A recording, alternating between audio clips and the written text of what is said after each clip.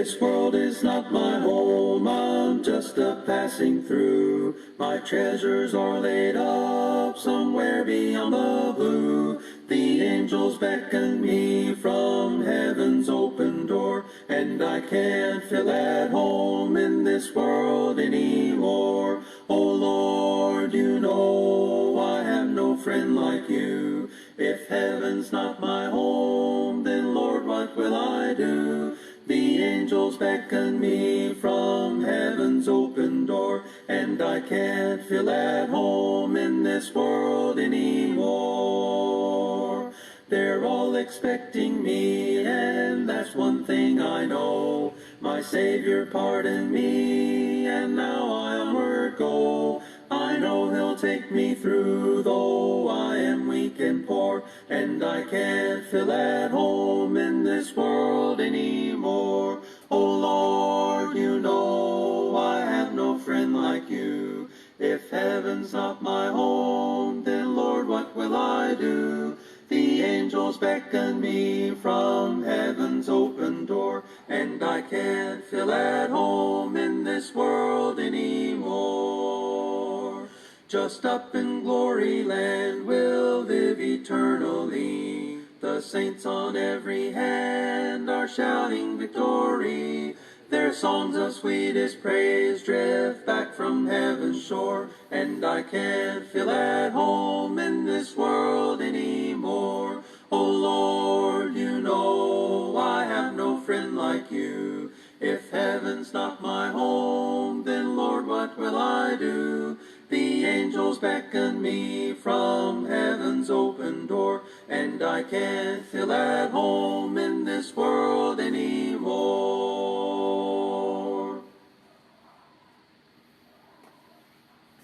As the deer pants for the water, so my soul longs after you.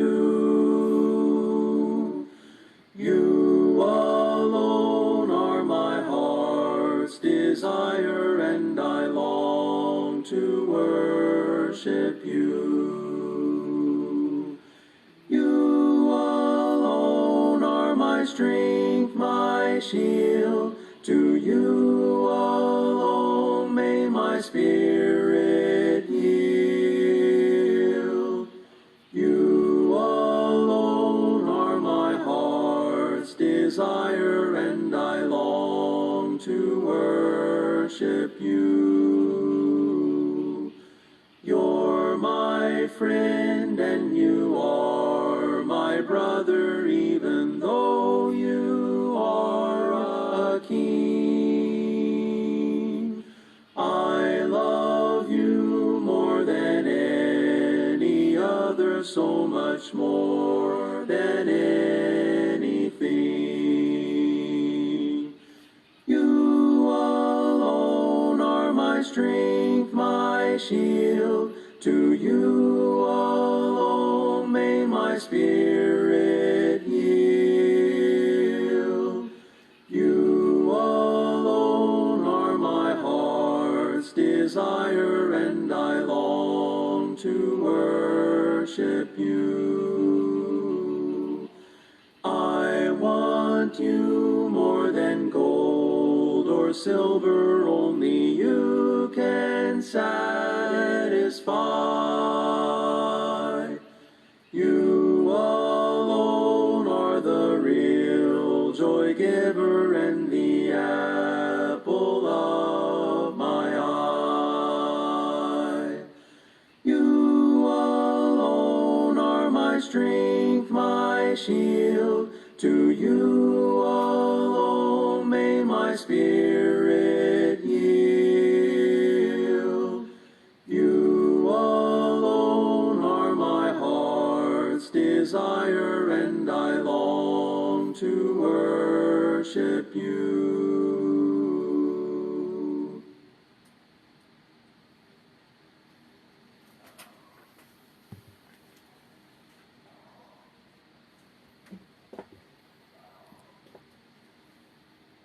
Isang mapagpalang hapon po sa ating lahat. Bago po tayo mag-umpisa, hinihiling ko po na tayo po ay yumukot panalangin. Dakilang Diyos, amang banal na makapangyarihan sa lahat, na may-ari ng aming hiram na buhay. Patuloy po kami nagpapasalamat sa napakagandang hapon na patuloy niyo pong pinagkaloob sa bawat isa. Maraming salamat din po sa maghapon na patuloy niyo po kaming iniingatan. Gayon na rin po sa aming mga mahal sa buhay. Lord, sa mga oras na ito, kami po ay nagpapasalamat dahil naririto kami sa iyong harapan. Ika'y aming purihin at pasalamatan sa lahat ng mabubuting bagay na patuloy niyo pong pinagkaloob sa amin. Maraming salamat din po sa biyaya, papala na pinagkakaloob mo sa bawat isa sa amin, Ama. Lord, sa aming gawain sa hapong ito, patuloy po namin pinagkakatiwala sa iyo, Ama, upang matapos ito na matiwasay na naayon sa iyong kalooban. Patuloy rin po namin dinadalangin, tulungan niyo po ang inyong abang lingkod na magbabahagi ng iyong salita. Bigyan mo siya ng sapat na karunungan, kalakasan,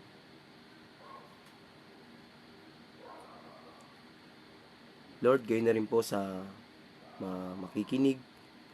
Patuloy mo pong linisin ang puso't isipan upang lubos na maunawaan ang iyong salita.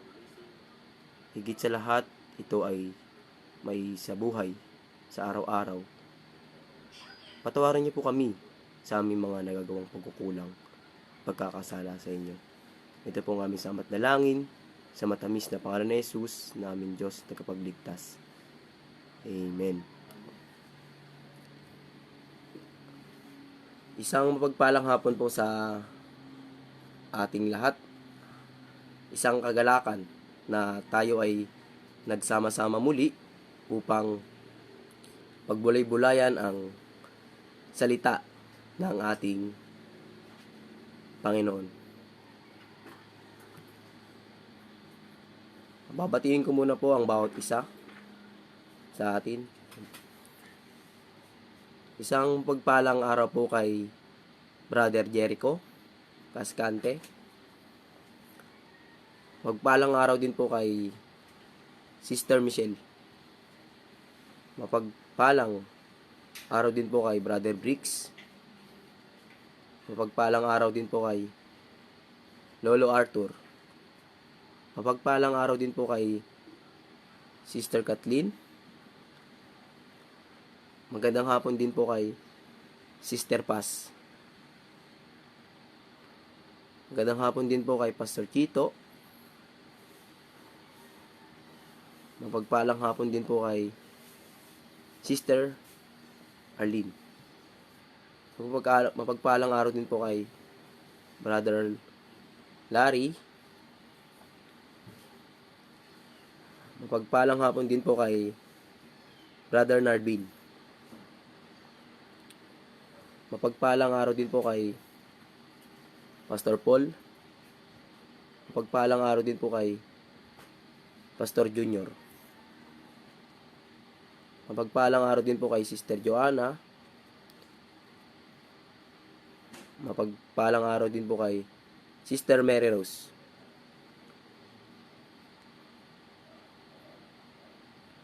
Mapagpalang araw din po kay Sister Rosemary Selga. Complete name. Mapagpalang araw din po kay Pastor Eugene. Mapagpalang araw din po kay Sister Claudette. Mapagpalang araw din po kay Genesis. Mapagpalang araw din po kay Brother John. Mapagpalang araw din po kay Sister Emily and kay Pastor Edgar.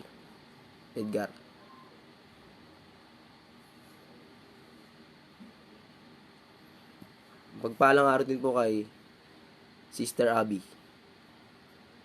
Isang pagpalang araw po sa ating lahat. Sa mga hindi ko po natawag, isang pagpalang araw po. isang kagalakan po sa akin na tumayo sa inyong harapan upang pagbulay-bulayan natin ang salita ng ating Panginoon. Sa oras na ito, naatasan po sa akin yung chapter 18, yung awit ng tagumpay ni David mula sa pagkatakas niya kay Haring Saul. Yan. Mapagpalang araw din po kay Sister Kleng.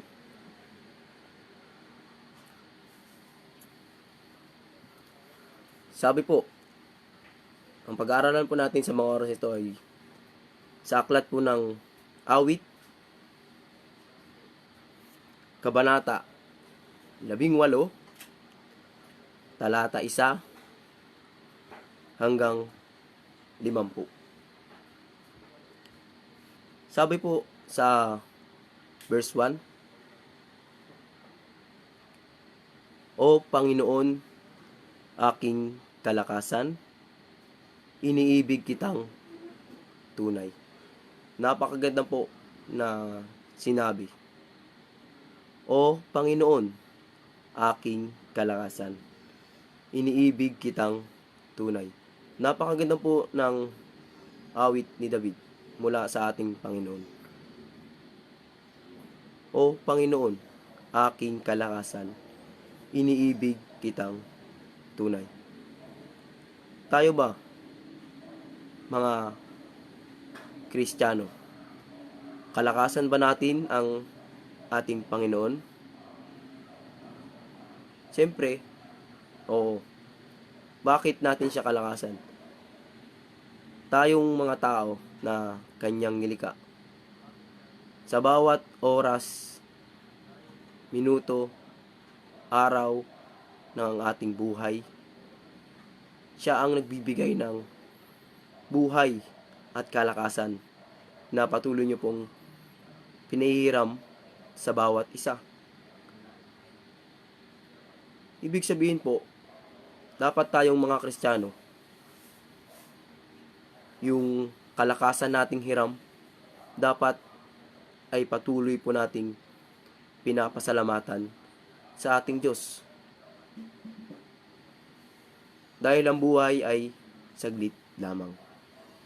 Dapat mamuhay po tayo na ang Diyos ang ating kalakasan. Higit sa lahat, iniibig kitang tunay. Diba napakaganda po na sinabi? Iniibig kitang tunay. Tayong mga Kristiyano, iniibig ba natin ang ating Panginoon? Yung nakaraan po na ako ay nagsalita, sinabi ko po noon, gaano ba natin kamahal ang ating Panginoon? Dapat po, always 100% yung ating pagmamahal sa Kanya. Bakit? Dahil ang ating Panginoon, 100% niya tayong minamahal. Patuloy niya tayong pinagpapala. Patuloy niya tayong iniingatan. Napakasarap po sa feeling. Sa mga problema mo, sa pagsubok mo na iyong dinaranas, yung ating Panginoon yung gawin nating kalakasan. Ang Panginoon yung maging kalakasan natin. Dahil kapag tayo ay ginawa nating kalakasan ng ating Panginoon at patuloy tayong nagtiwala, lahat ng bagay ay mapagtatagumpayan natin kung patuloy tayong sasangguni sa Kanya. Diba si Haring David po, kung makikita po natin yung kwento niya, kung paano siya hinahabol ni Haring Saul. Anong ginawa ni Haring David? Patuloy lang siyang nagtiwala sa ating Panginoon. tayo bilang isang mga Kristiyano, gawin po natin kalakasan ng ating Panginoon at ibigin po natin siya ng 100%. Ibigay po natin yung buong pagmamahal natin sa Kanya. Isang pagpalang araw po kay Brother Jarmart. Sabi po sa verse 2, si Yahweh ay batong hindi matitibag, matibay kung muog at tagapagligtas. Ang Diyos ang sa akin nag-iingat, tagapagtanggol ko at aking kalasag. Si Yahweh ay batong hindi matitibag, matibay kung muog at tagapagligtas. Kung makikita po natin yung awit ni David para sa ating Panginoon, yung buong pagtitiwala niya sa ating Panginoon. Diba sinasabi po, kapag patuloy kang nagtiwala sa ating Panginoon, sinasabi po sa verse 2, si Yahweh ay batong di matitibag. Sa lahat po ng oras, kung patuloy po nating pagtitiwalaan ang ating Panginoon, lahat ng bagay ay ating magagawa. Diba sabi pa po, matibay kung muog at tagapagligtas.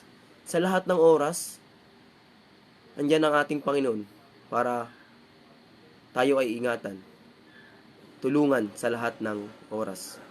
Kung makikita po natin yung pag-iingat ng Panginoon kay Haring David. Dahil si Haring David ay patuloy na nagtiwala sa ating Panginoon. Kung makikita po natin kung gaano iningatan ng ating Panginoon si Haring David. Dapat tayong mga Kristiyano, sa lahat po ng oras, sa lahat po ng bagay, ay patuloy po tayong magtiwala sa ating Panginoon. Sabi pa po doon sa may verse 2, itutuloy ko po, ang Diyos ang sa akin nag-iingat, tagapagtanggol ko at aking kalasag. 'Di ba? Siya yung baga sa mayayaman, yung Panginoon yung magiging bodyguard natin. Siya yung tagapagtanggol natin sa lahat ng ating kaaway. Siya yung patuloy na nag-iingat sa atin. Sabi pa po sa aklat sa verse 3 po,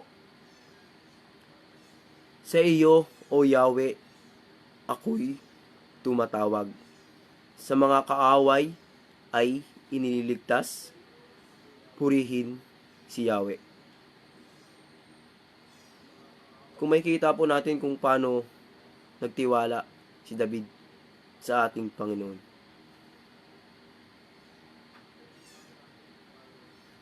Diba sabi po sa verse 3, sa iyo, O Yahweh, ako'y tumatawag. Si Haring David, sa lahat ng oras ng kanyang buhay, hindi niya nakakalimutang tumawag sa ating Panginoon. Sabi po sa tuloy, sa mga kaaway ay inililigtas. Bakit siya iniingatan ng ating Panginoon? Bakit iningatan ng ating Panginoon si Haring David? Dahil patuloy na inilagak ni Haring David yung pagtitiwala niya sa ating Panginoon. Kaya ang ating Panginoon patuloy siyang iningatan sa lahat ng oras. Purihin si Yahweh. Sa lahat po ng oras, patuloy po nating papurihan ang ating Panginoon. Isang mapagpalang araw po kay Sister Hilary. Tuloy po natin sa verse 4. Gapos ako ng tali ng kamatayan, siniklot ng alon ng kapahamakan. Nabibingit ako sa kamatayan, nakaumang sa labi ng libingan. Sabi pa po sa verse 6, kaya si Yahweh ay tinawag ko sa aking kahirapan, humihingi ng saklolo. Mula sa templo niya, tinig ko'y narinig, umabot sa kanya ang aking pag-ibig. Grabe po yung nangyari sa buhay ni Haring David. Diba sabi po sa verse 4, gapos ako ng tali ng kamatayan, siniklot ng alon ng kapahamakan. Nabibingit ako sa kamatayan, nakaumang na sa labi ng libingan. Pero ano yung ginawa ni Haring David? Kaya't si Yahweh ay tinawag ko. Sa aking kahirapan, humingi ng saklolo. Mula sa templo niya, tinig ko'y narinig, umabot sa kanya ang aking pag-ibig. Sa lahat po ng kahirapan ni Haring David, patuloy po siyang lumapit sa ating Panginoon. Tayo ba? Nilalapitan ba natin ang ating Panginoon o tinatawag ba natin ang ating Panginoon kapag sagana tayo sa biyaya at pagpapala?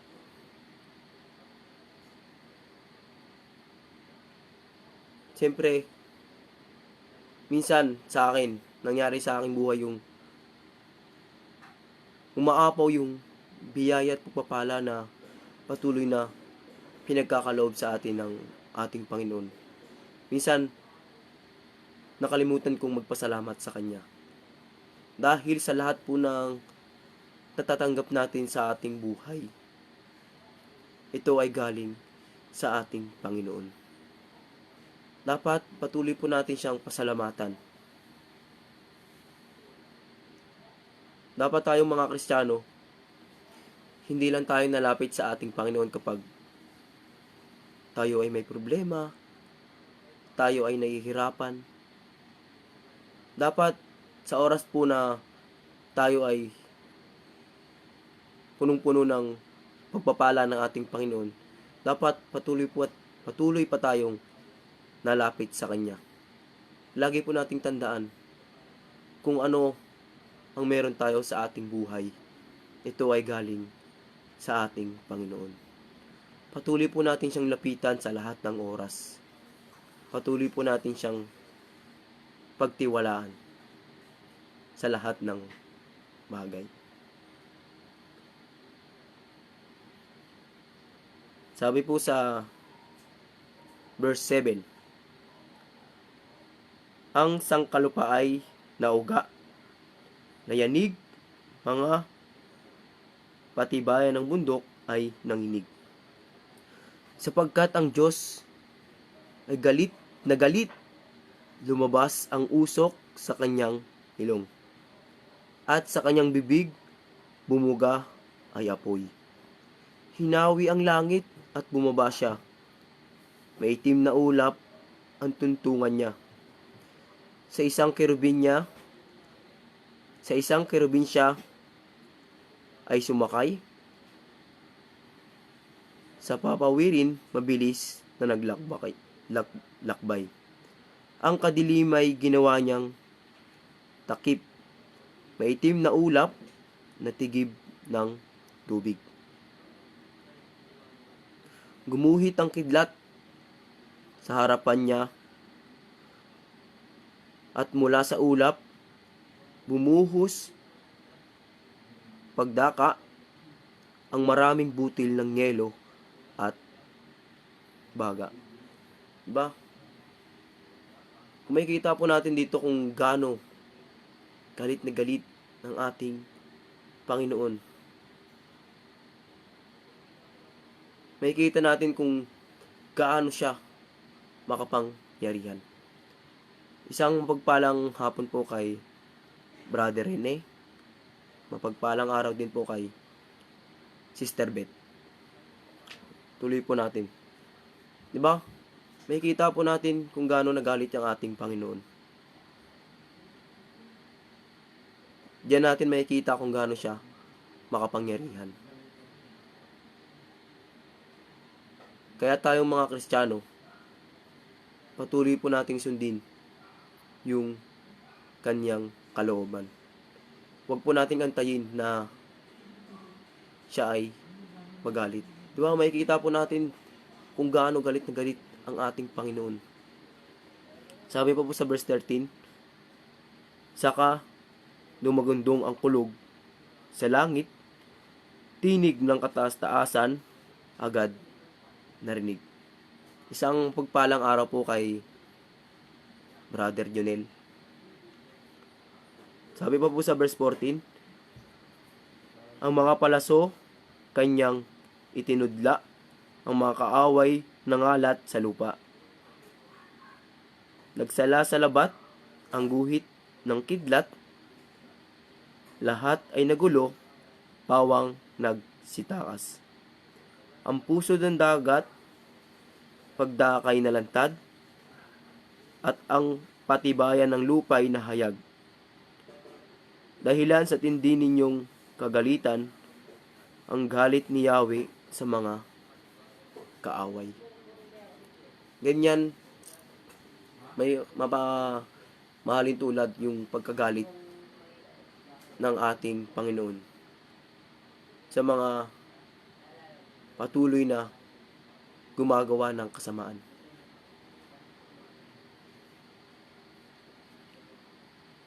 Sabi pa po sa verse 16, mula sa kalangitan, itong Panginoon, sa pusod ng dagat, ako'y iniahon. Iniligtas ako sa kapangyarihan ng mga kaaway na di ko malabanan. Sumalakay sila nang ako'y bagabag, ngunit si Yahweh ang sa aki nag-ingat. Sa lahat ng kalaban, sa lahat ng ating mga kaaway, andyan ang ating Panginoon na patuloy na mag-iingat sa atin. Patuloy niya tayong tutulungan sa lahat ng oras. Diba? Kung makikita po natin sa 16, mula sa kalangitan, itong Panginoon, sa pusod ng dagat, ako'y iniahon. Iniligtas ako sa pangyarihan ng kaaway na di ko malabanan. Yan. Dahil ang kaaway po natin ay makapangyarihan din, tulad ng ating Panginoon. Pero, sa lahat ng oras, kung patuloy po tayong magtitiwala sa ating Panginoon, tayo ay kanyang ililigtas. Kung patuloy po tayong magtitiwala sa kanya. Sabi po sa verse 18, sumalakay sila nang ako'y bagabag. Ngunit si Yahweh ang sa aki nag-ingat. Diba? Kung makikita po natin yung pag-iingat ng ating Panginoon kay Haring David. Dahil lubos yung pagtitiwala ni Haring David sa ating Panginoon. Sabi po sa verse 19, nang nasa panganib, ako'y tinulungan, iniligtas ako, pagkat kinalugdan. Yan. Kung sa lahat ng oras, ibibigay po natin yung buong pagtitiwala natin sa ating Panginoon, patuloy niya tayong ililigtas sa lahat ng panganib. Diba? Sabi po sa verse 19, nang nasa panganib, ako'y tinulungan. Bakit siya tinulungan? Dahil patuloy siyang nagtiwala sa ating Panginoon. Sabi po sa verse 20, pagkat ako'y matuwid, walang kasalanan, pinagpala ng Diyos ang aking buhay. Yan. Sa buhay po natin, mga Kristiyano, mamuhay po tayo ng may matuwid na pamumuhay. Yung patuloy na hindi gumagawa ng kasalanan,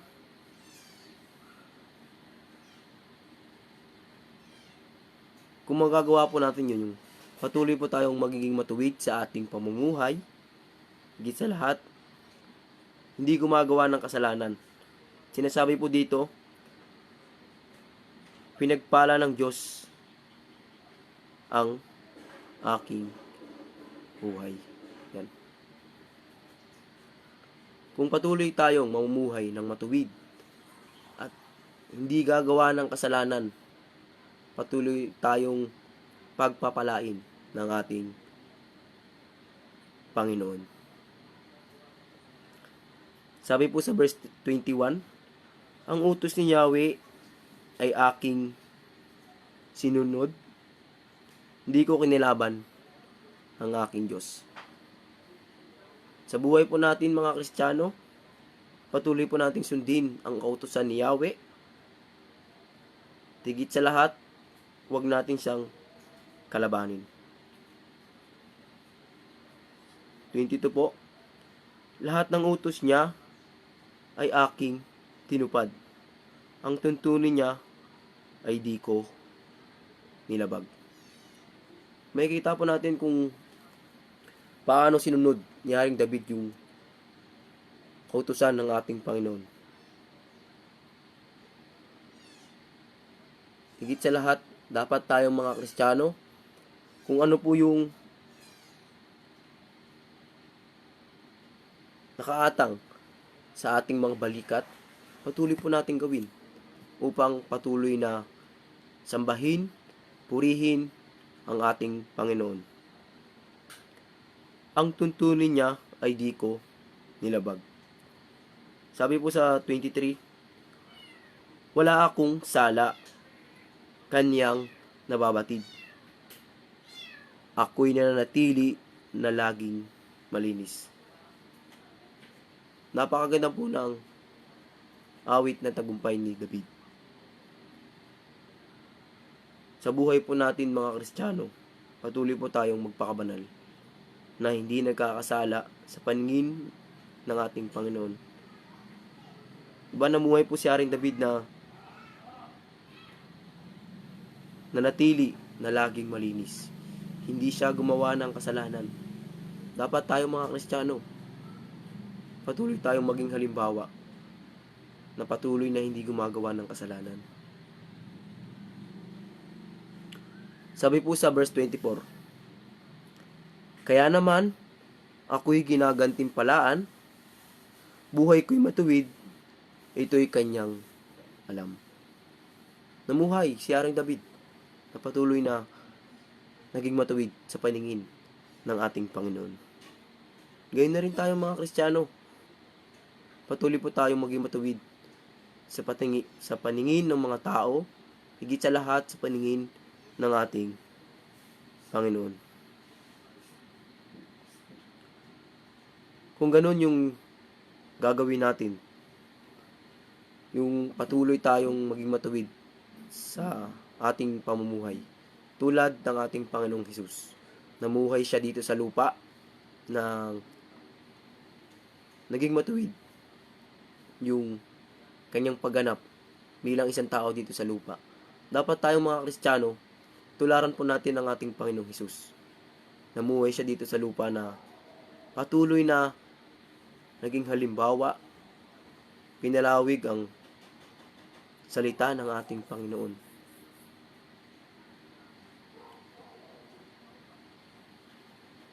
Sabi po sa verse 25, tapat ka o Diyos sa sinumang tapat. Yan. At napakabuti sa mga taong ganap. Tapat ang Panginoon kung tapat din ang lingkod niya. Dapat tayong mga Kristiyano, magkaroon po tayo ng tapat na pamumuhay. Tulad ni Haring David. Sabi po sa verse 26, ikaw ay mabait sa taong matuwid, ngunit sa masama, ikaw ay malupit. Napakaganda po ng sinabi. Ang Panginoon ay napakabuti. Diba sabi sa 26, ikaw ay mabait sa taong matuwid, ngunit sa masama, ikaw ay malupit. Malinaw po na sinabi ng ating Panginoon. Sabi pa po sa 27, ang mababang loob ay inililigtas, ngunit ang palalo ay binabagsak. Sabi po sa 28, ikaw, O Yahweh, ang aking ilawan, sa gitna ng dilim ay nagiging tanglaw. Pinalalakas ako sa laban, sa kaaway, upang ang tanggulan nito ay maagaw. Ganyan kabuti ang ating Panginoon sa buhay ni David. Siyempre, ganoon din sa atin. Sa lahat ng oras, patuloy na ipinapakita ng ating Panginoon yung mabubuting bagay na patuloy niyang pinapakita sa atin. Dapat ganoon din yung gawin natin. Magpakita po tayo ng mabubuting bagay sa mga taong nakakasalamuha natin. Higit sa lahat, patuloy na magpakita ng mabubuting bagay sa ating pamilya, sa ating kapwa, sa ating mga hindi kakilala, higit sa lahat sa ating Panginoon. Sa lahat po ng oras, magpakita po tayo ng mabuting bagay, mabuting gawa sa paningin ng ating Panginoon.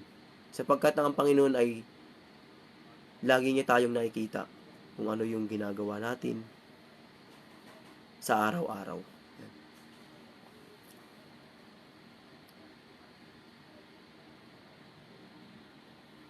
Sabi po sa verse 30, ang Diyos na ito ay ganap ang gawa at maaasahan ang kaniyang salita. Siya ay kalasag na mayroong nasa at naghahanap ng kaniyang kalinga. Ang Diyos natin ay ganap ang gawa. Kapag siya ay nangako, agad niya itong tutuparin. At ang ating Panginoon at maasahan ang kaniyang salita. Hindi po katulad na tao, magaling sa salita, pero wala sa gawa. Ang Panginoon, kapag siya ay nagsalita, ito ay kanyang gagawin. Sa lahat ng oras, siya yung magiging kalasag natin. Sabi po sa 31, si Yahweh ang Diyos na walang katulad. Siya lamang ang Diyos na ating kalasag. Siya ang sa akin nagbibigay lakas, sa daraanan ko'y siyang nag-iingat. Napakaganda po na sinabi sa 31. Siya ang Diyos na walang katulad. Mapagmahal, mahabagin, matulungin, patuloy na nag-iingat sa ating buhay. Napakabuti ng ating Panginoon. Siya ay walang katulad.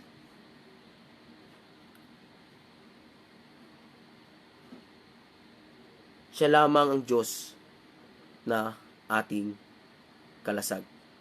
Siya yung magsisilbing kalakasan natin sa lahat ng oras ng ating buhay sa mundong ito. Siya yung magiging kalakasan natin kung tayo ay nang hihina. Marami mang problema tayong kinaharap, malaki man o maliit, patuloy na ipagkatiwala natin sa ating Panginoon. Pagkat kapag tayo ay nagtiwala sa ating Panginoon, lahat ay ating magagawa kung patuloy po tayong magtitiwala sa Kanya. Siya ang sa akin nagbibigay lakas, sa daraanan ko'y siyang nag-iingat. Siya yung nagbibigay lakas sa atin. At siya yung patuloy na mag-iingat sa bawat araw na lilipas sa ating mga buhay. Sabi po sa 33, katulad ng usa, paghakbang ko'y tiyak. Pag-akyat sa bundok, ako'y kanyang hawak. Sinabi ko po kanina, ang ating Panginoon ay lagi natin kasama sa lahat ng oras. Patuloy niya tayong iingatan. Diba sabi po sa 33, katulad ng usa, paghakbang ko'y tiyak. Yung paghakbang ni Haring David, ito ay tiyak sapagkat siya ay nasa ating Panginoon. Pag-akyat sa bundok, ako'y kanyang hawak. Napakabuti ng ating Panginoon. Ako ay sinanay sa pakikilaban, bisig ko'y lumakas na animoy bakal. Diba? Sa lahat ng laban natin sa ating buhay, ang ating Panginoon yung nagsisilbing kalasag natin. Siya yung nagsisilbing kalakasan natin upang patuloy na makibaka dito sa sanlibutan. Marami mang problema, pagsubok, kapigatian. Nandiyan ang ating Panginoon na nagsisilbi nating kaaliwan, na nagsisilbi nating kalasag, upang patuloy na lumaban. Diba? Kasabihan ng mga tao, sa lahat ng problema, pagsubok natin sa ating mga buhay, huwag po nating sukuan. Diba? Mga pagsubok lamang yan. Huwag itigil lang laban. Kasabihan po, sabi, never give up. Diba? Sa lahat ng laban na atin sa ating buhay, lagi po nating isipin na andyan ang ating Panginoon. Huwag na huwag tayong susuko dahil alam natin na mayroon tayong kasama. Nandyan ang ating Panginoon na patuloy niya tayong tutulungan. Patuloy niya tayong ililigtas. Kung patuloy po tayong magtitiwala sa Kanya. Sa lahat ng oras ng ating mga buhay.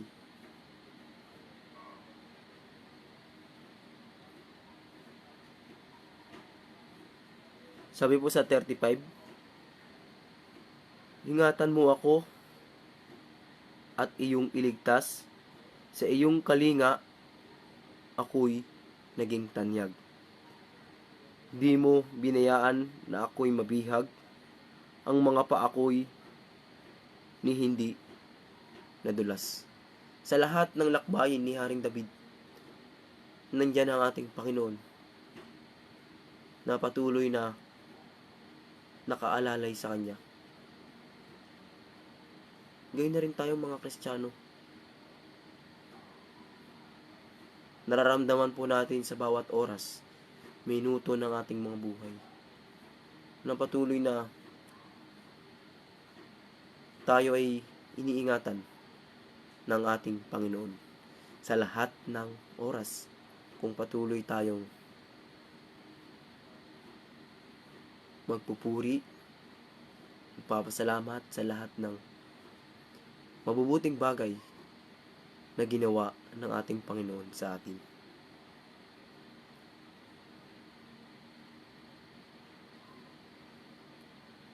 Verse 36 po, di mo binayaan na ako'y mabihag, ang mga paa ko'y ni hindi nadulas, sapagkat patuloy siyang nagtiwala sa ating Panginoon. 37 po, mga kaaway ko'y aking hinahabol, hindi ako tutugot hanggang hindi malipol. Di sila makabangon, pagsalakay ko'y sa may paanan ko'y lugmok sila. Lugmok sila't talo. Pinalakas mo ako sa labanan at pinagtagumpay sa aking mga kaaway. Kung patuloy po nating paglalabanan ang ating mga buhay, diba? Sa ating mga Kristiyano, hindi na po alintanan sa atin yung mga pagsubok na kinaharap natin. Dahil diyan tayo magiging matibay. Paglabanin natin ito. Nandiyan ang ating Panginoon. Handa niya tayong tulungan. Kung makikita po natin si Haring David, kung paano yung lubos niyang pagtitiwala sa ating Panginoon.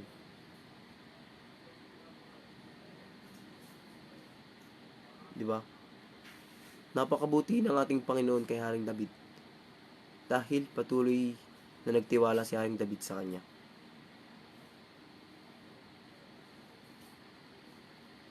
Diba? Ulitin ko po sa 37. Mga kaaway ko'y aking hinahabol. Nung una, si Haring David ay hindi makalaban. Pero sa 37 na to, ang mga kaaway ni Haring David ay kanyang hinahabol. Hindi ako tutugot hanggang hindi malipol. Sabi po sa 38, hindi sila makabangon. Pagsalakay ko sa may paanan ko'y lugmok sila't talo. Diba? Si Haring David nung una hindi siya makalaban. Napatuloy siya nagtiwala sa ating Panginoon. Binigyan siya ng kalakasan upang lumaban. Siya ay nagtagumpay sa bandang huli. Pinalakas mo ako para sa labanan at pinagtagumpay sa aking mga kaaway. Yan. Sa lahat ng oras, ipagkatiwala natin sa ating Panginoon yung lahat ng bagay. Ito'y kanyang pagkakalob kung patuloy po tayong magtitiwala sa Kanya. Sa lahat ng labanan natin sa ating buhay, tayo ay Kanyang palalakasin upang mapagtagumpayan natin ang mga ito. Sabi po sa verse 40, pinauurong mo sila pag ako'y nakita. Ang may galit sa akin, iyong pinupuksa. 41, sila'y napasak lolo, ngunit bigong lubos.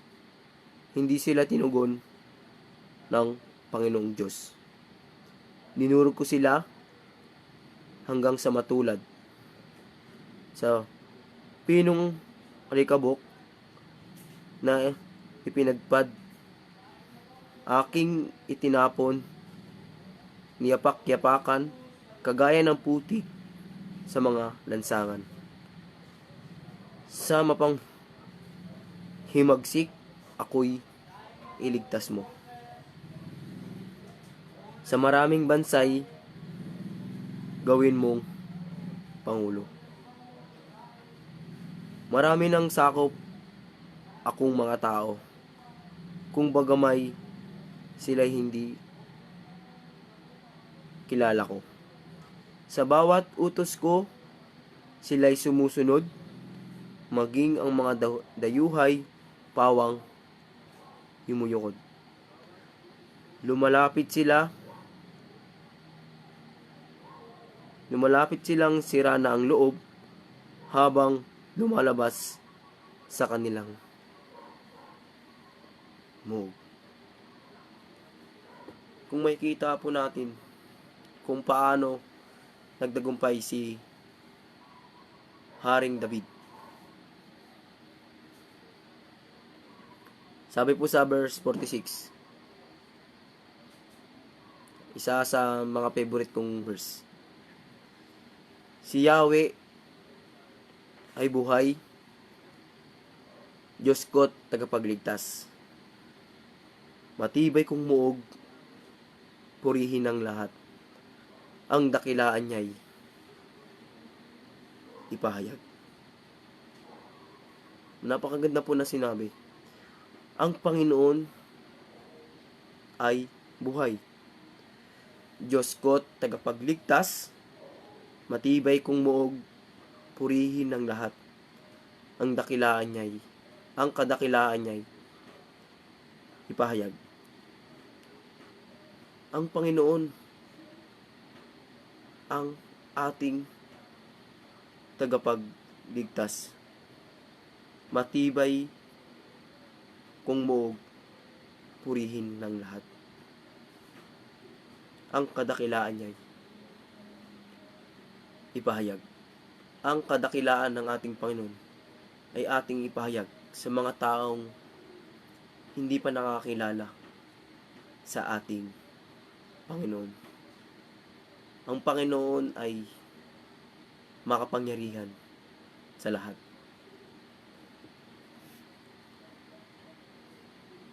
Sa 47 po, pinapagtagumpay ako sa kaaway at ilalim sa aking paanan. Ako'y iniligtas niya sa kaaway. Yahweh, pagtagumpayin mo ako sa kalaban, at sa mararahas ay ipagsasanggalang. Kaya, purihin kita't aawitan sa lahat ng bansa nitong daigdigan. Ako ay aawit sa iyong harapan, sa piling ng hari, mga dakilang tagumpay, ang kaloob ng Diyos sa kanyang hinirang. Ang pag-ibig niya ay walang katapusan kay David at lahat niyang angkan. Napakasarap pong mabuhay na patuloy po tayong lumalapit sa ating Panginoon, na patuloy tayong nanghihingi ng kalakasan kung tayo ay nanghihina. Sa lahat ng panahon, sa lahat ng oras, habang tayo ay nabubuhay sa sanlibutan ito, patuloy po tayong ang ating Panginoon ay ating sambahin. Purihin ang kanyang pangalan. Sundin ang kanyang kautusan dito sa lupa. Mahalin po natin ang ating Panginoon ng 100%. Ipinakita sa Awit 18, verse 1 to 50, kung paano nagtagumpay si Haring David kay Haring Saul. Sabi po ni Kuya John,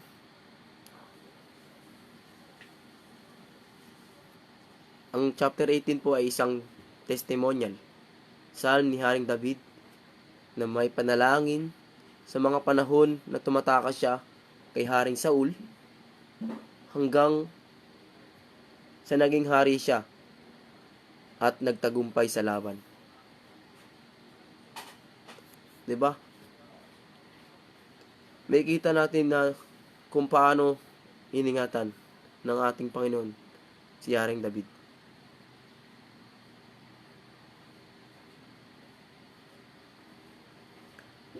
Sa lahat ng laban natin sa ating buhay, patuloy tayong magtiwala sa Kanya. Nandyan yung pagliligtas ng Diyos sa atin kung patuloy tayong magtitiwala sa Kanya. Na sa Kanya ang tagumpay natin. Kung patuloy natin susundin yung Kanyang kalooban sa lahat ng bagay sa mundong ito. Ano man yung ating natatanggap mula sa ating Panginoon, ay lagi tayong magpasalamat. Sa Diyos po ang kapurihan. Isang mapagpalang araw po sa ating lahat. Maraming salamat po sa inyong pakikinig. Sa Diyos po ang papuri at pasasalamat. Bago po tayo mag-closing prayer, makakarinig po tayo ng awitin.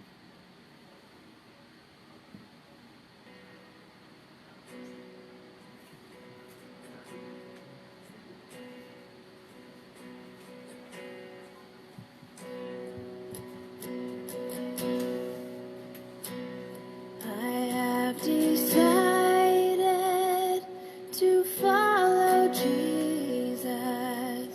I have decided to follow Jesus. I have decided to follow Jesus. No turning back. No turning back. No turning back. No turning back.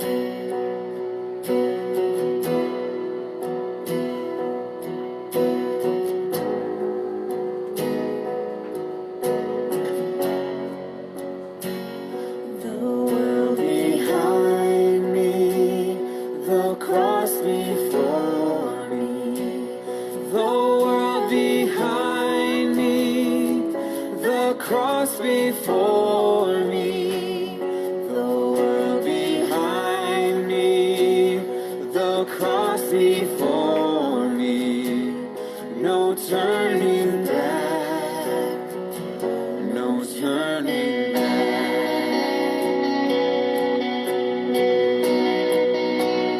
I will follow you, Jesus. I will follow you, Jesus. I will follow you.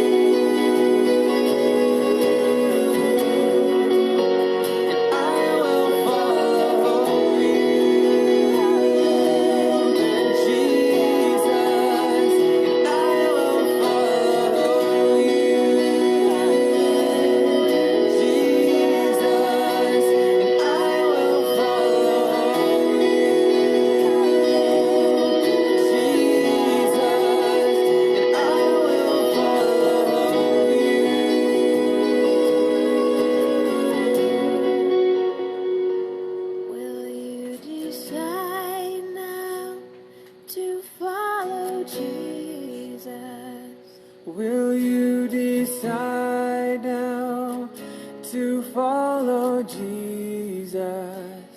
Will you decide now to follow Jesus?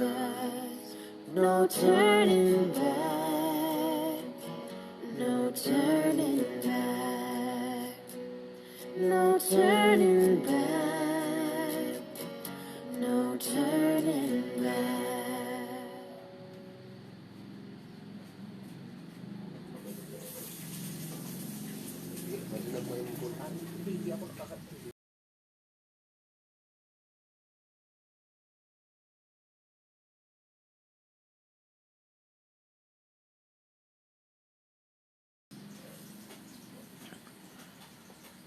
Tayo po ay manalangin. O Amang Banal, Panginoon ng aming buhay, patuloy ka naming pinupuri at dinadakila. Patuloy ka naming itinataas sa aming buhay. Patuloy na kaming sinasambit ang iyong pangalan. Patuloy kaming nagsusumbong sa iyo, Panginoon, sa aming kalagayan. Salamat dahil ikaw, o Amang Banal, ang nandyan para kami ay iyong aliwin, gabayan, bigyan ng pag-asa, bigyan ng kalakasan spiritual, maging ang aming physical katawan. Salamat sa pag-aaral ngayong gabi kung saan nakita namin, narinig namin kung paano naghirap si Haring David sa kalaban, sa pagdepensa niya sa kanyang sarili, sa takot, sa mga bagay na parang walang katapusan sa kanya. Ngunit Panginoon, hindi siya nawalaan ng pag-asa. Ikaw, Panginoon, ang kanyang pinagtuunan, Panginoon, ng panalangin niya. Ikaw, Panginoon, ang pinagtuunan niya ng kanyang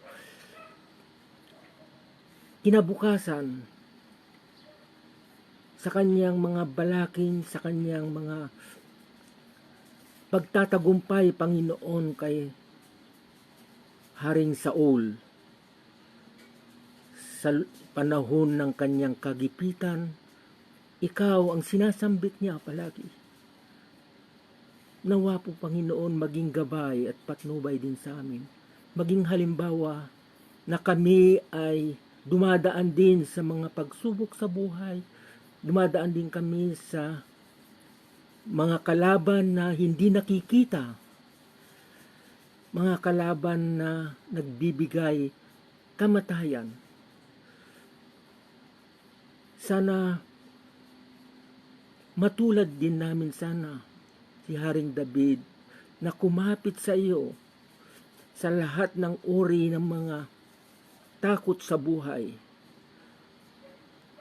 At patuloy kaming gumawa ng iyong kalooban upang kami po ay mabilang sa iyong pag-iingat at pagpapahalaga sa amin. Bilang mga anak mo, Panginoon, aming itinataas lahat ang aming dalahin sa iyo. Kung paano gumawa si Haring David, naway makasunod din kami sana ng gano'n. Salamat, O Panginoon. Salamat, Amang Banal, na patuloy mo kaming binibigyan ng kahalagaan sa iyong paningin. Aming itinataas lahat ito at aming pinagpapasalamat din kay Pastor Ray ang mga mensahe na buhat sa iyo, Panginoon. Magbigay nawa ng aming proteksyon sa patuloy naming pamumuhay dito sa lupa. Sa pangalan ng aming Diyos na si Jesucristo. Amen.